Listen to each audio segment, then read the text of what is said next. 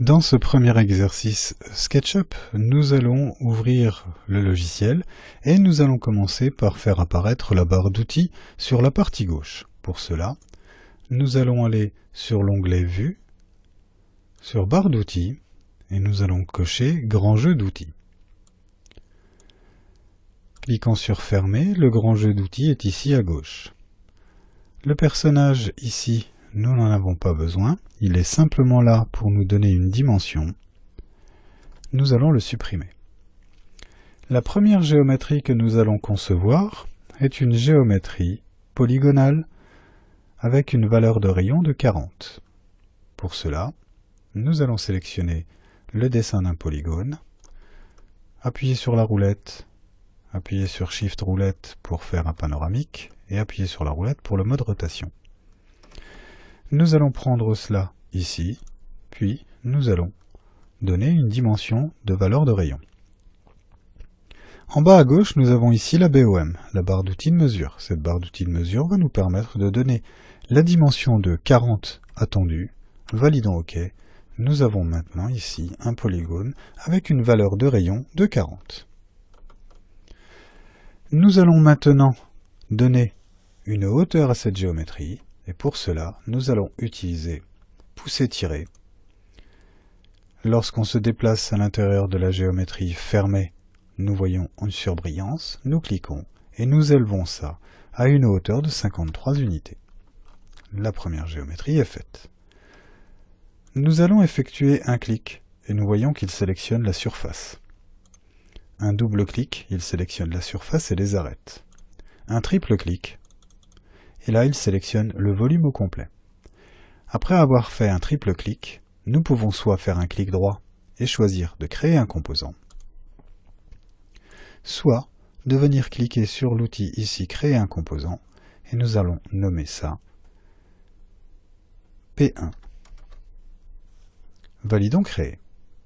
Ce composant maintenant se retrouve englobé par une boîte.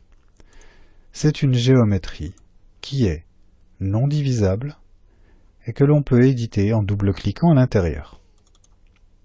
L'origine apparaît au plus proche et nous sommes en mode édition du composant. Pour sortir de ce mode, il faut cliquer à l'extérieur. La seconde pièce que nous allons dessiner, nous allons faire une copie de cette géométrie. Pour copier, nous allons déplacer avec un point de départ connu,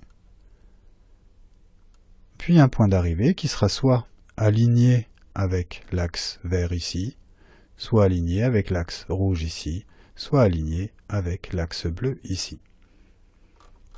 Ce sont les trois axes qui sont parallèles aux axes X, Y et Z. Nous sommes en mode déplacement et pour effectuer une copie, il faut juste appuyer sur la touche CTRL. En appuyant sur la touche CTRL, nous faisons une copie de la géométrie par déplacement. Cliquons. Appuyons sur la sélection et maintenant effectuons un clic droit pour éclater. En ayant éclaté cette géométrie, ce n'est plus une géométrie nommée. Nous avons la possibilité maintenant de monter à l'aide d'appuyer-tirer jusqu'à une certaine distance. Ici, la hauteur est de 90. Nous avons déjà effectué une hauteur de 53. Il nous reste donc 37. Nous allons rajouter 37 unités pour obtenir une hauteur que nous allons pouvoir mesurer entre ce point et ce point. Et la lecture est ici de 90 mm. Nous allons double-cliquer sur la géométrie pour sélectionner la face ainsi que ses arêtes. Utiliser l'outil Faire pivoter, nous placer ici au milieu et avoir un angle de départ, et comme arrivée, nous allons saisir 30 degrés. Triple-cliquons et créons un composant que nous allons nommer P2. La troisième pièce que nous allons concevoir est un rectangle de 50 par 100. Utilisons l'outil de création rectangle, effectuons une sélection ici, et nous allons saisir dans la barre d'outils de mesure 100,50. Appuyons sur Entrée. Notre rectangle 50 par 100 est dessiné, c'est une surface à laquelle nous allons ajouter une hauteur, c'est-à-dire un volume en venant cliquer sur la face, tirons vers le haut pour donner le sens et saisissons 50. Nous avons de nouveau ici une géométrie volumique, nous allons utiliser l'outil ligne afin de venir nous approcher du milieu. SketchUp nous identifie point du milieu, nous cliquons et nous venons jusqu'à cette extrémité. Nous allons utiliser pousser-tirer pour élever cette géométrie de 25 unités.